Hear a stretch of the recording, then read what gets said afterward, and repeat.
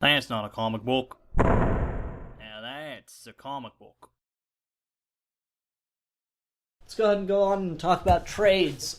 This is the only trade I got this week that I read through, and this was so good. This is a collection of the first year of this Zorro comic strip that was coming out in newspapers, and it is just so well done. The guy here has a perfect voice for Zorro, and he captures the excitement. It feels like such a callback to the Disney show, but it's just got a lot more action. And there's some pretty good not, I don't want to say gore because it's still a newspaper, it's still family stuff, but there's a little more of like an edge to it or a point.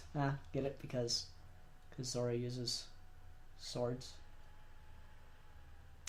Anyway, so yeah, this is by Don McGregor. And like I said, it's really cool to read through and get to see. And he captures so much here, and it's really well done. There's this one panel toward like the very end. The action in it's great too, but there's this through line story about a woman whose body was found in a tar pit, and she was an Indian, and so Zorro wanted to get her body to the sea, and so he has to fight the military to get that to happen. And then he gets her back to her people and puts her body to rest in the sea.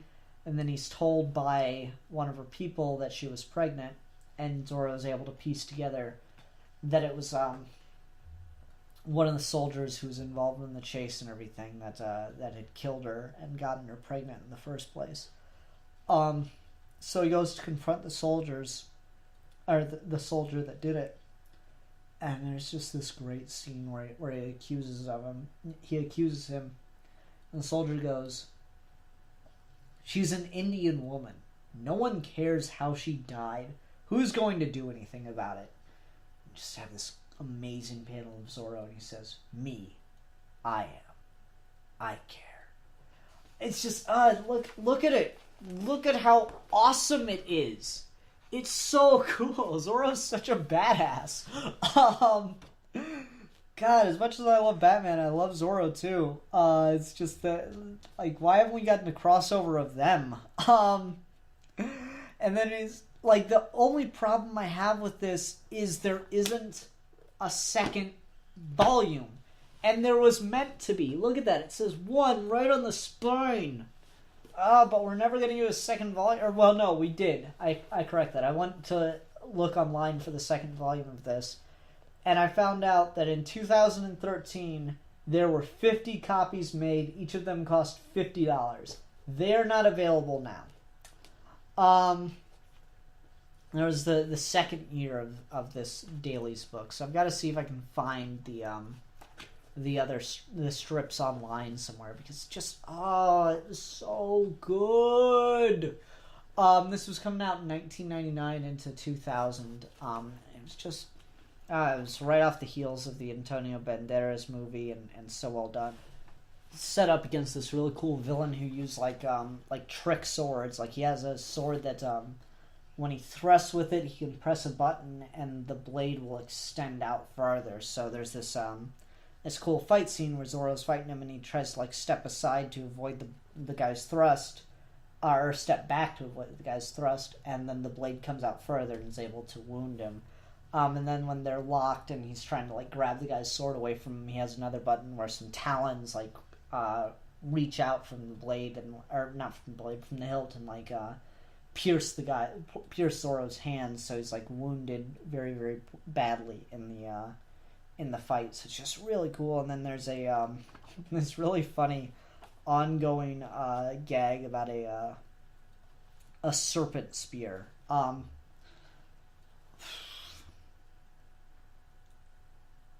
Yeah, it's just this really neat like rope weapon that has this neat spearhead on the end of it, so it's able to kind of retract and has a lot of weight to it, and can do a shit ton of damage. You see it used really well. God, it's just so brilliant.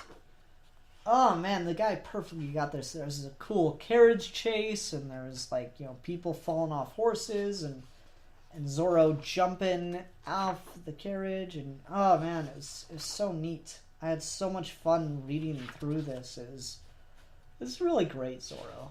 I got a smile on my face just thinking about it. It's so much fun to read through it, and he's just doing it all for a woman who's already dead, just out of respect for her, and that's like the perfect thing for Zorro. It's like it's not even about him. It's not about just.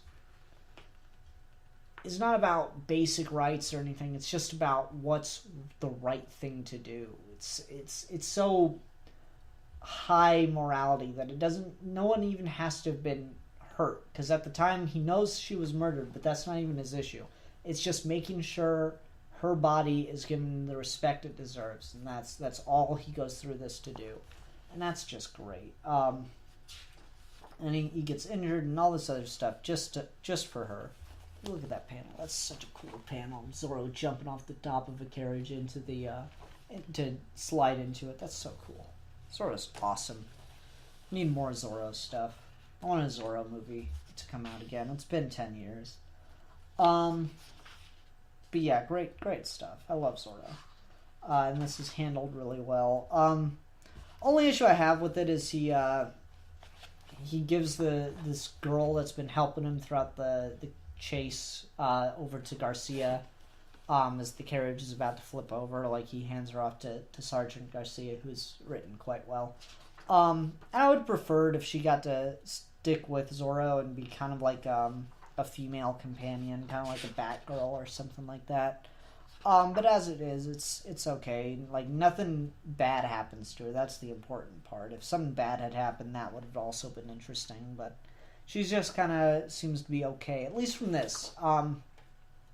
To be fair, maybe something else does end up happening with her.